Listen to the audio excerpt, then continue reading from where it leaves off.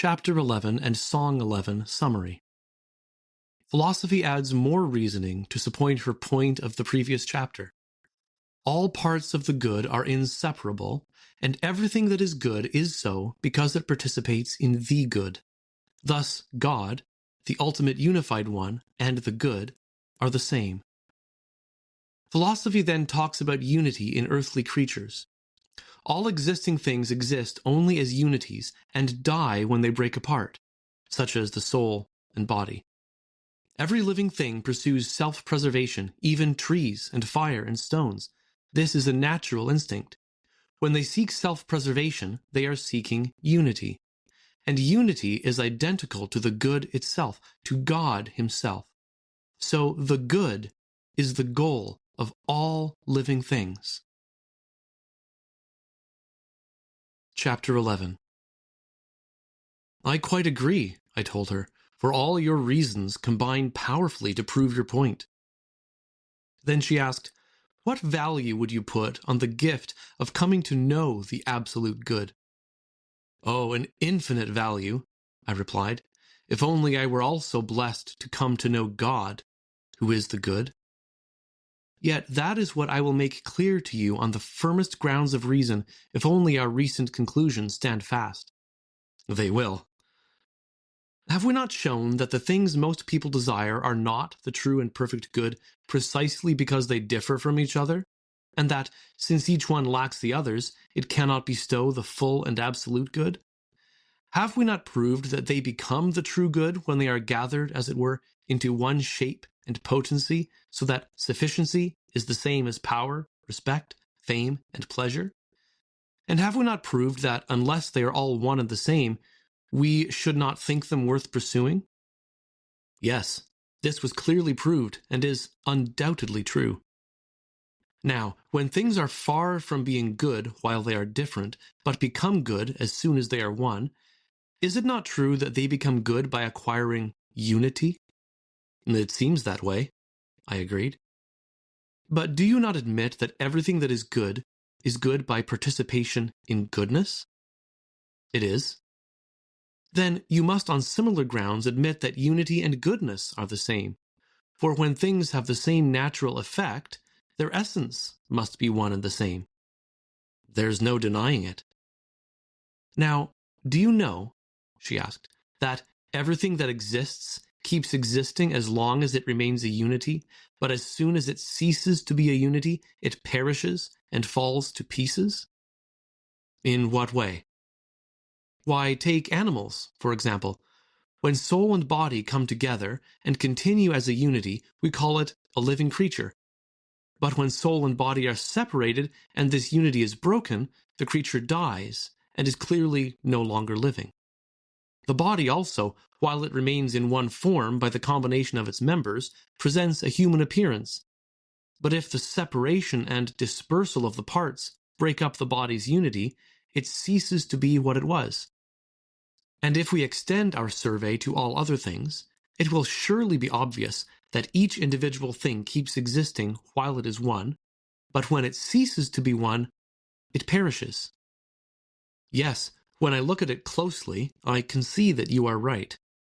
Well, can you think of anything, she asked, which, when it is acting in accordance with its nature, abandons the wish for life and strives eagerly to die and rot in the grave? When I consider living creatures who are able to choose, I find none who, unless something external compels them, abandon the will to live and voluntarily hasten to destruction. For every creature diligently preserves its life, recoiling from death and destruction. As to herbs and trees, and inanimate things generally, I do not know what to think. And yet you have no reason to doubt regarding them either, since you see how herbs and trees grow in places suitable for them, where, because of their unique constitutions, they will not quickly wither and die. Some spring up in the plains, others in the mountains. Some grow in marshes, others cling to rocks. And others, again, find fertile soil in the barren sands, and if you try to transplant them somewhere else, they wither away. Nature gives each one soil suitable for it, and diligently prevents any of them from dying, as long as it is possible for them to keep living. Why do they all draw their nourishment from roots, like mouths dipped into the earth, and cover their internal tissues with strong bark? Why are all the softer parts buried deep inside, while the outer layer has the strong texture of wood? Lastly, the bark covers everything, resisting bad weather like a tireless warrior. Again, how diligently nature labors to preserve the next generation of plants by multiplying seeds. Who does not know all these to be strategies not only to maintain a species, but to keep it in existence forever, generation after generation? And do not things that reason calls inanimate each seek exactly what they should? Why do the flames shoot lightly upward while the earth presses downward with its weight, if these positions and movements were not suitable to their respective natures?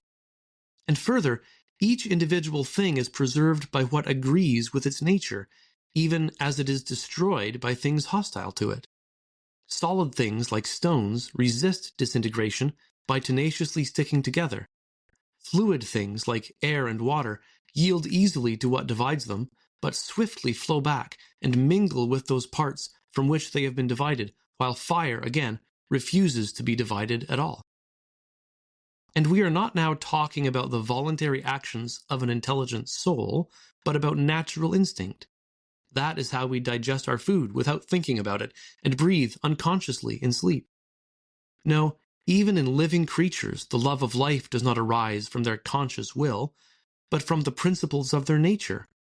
For often, in the stress of circumstances, the will chooses the death that nature shrinks from, and on the other hand, despite natural appetite, the will sometimes restrains the body from procreation, by which alone mortal creatures keep existing. That is how completely this love of self comes from natural instinct, not from inner compulsion. Providence has furnished things with a powerful inclination to stay alive, so that they desire to live as long as possible. Therefore, you should have no doubt that things naturally try to stay alive and avoid death. I confess, I said, that what I thought was uncertain for a long time, I now conclude to be undoubtedly true. Now, something that seeks to survive and go on living desires to be one. For if its oneness disintegrates, it cannot keep existing. True, I nodded. All things, then, desire to be one. I agree. But we have proved that unity is the same thing as the good. We have. Everything, then, seeks the good.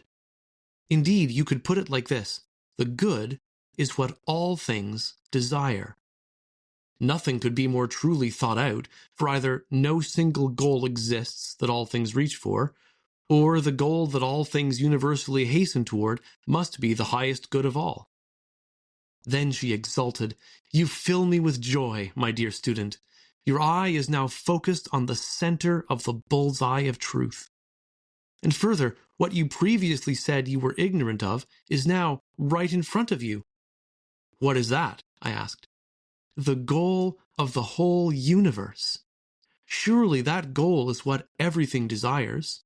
And since we have concluded that everything desires the good, we should acknowledge that the goal of the whole universe is the good. Song 11. Reminiscence. Truth's seeker bold, who from false ways his careful steps would keep, by inward light must search within in meditation deep. All outward focus must repress his soul's true treasure to possess. Then all that error's mists obscured will outshine noonday's light. This fleshly frame's oblivious weight has not quenched reason quite. The seeds of truth still lie within, which we, by learning all, may win.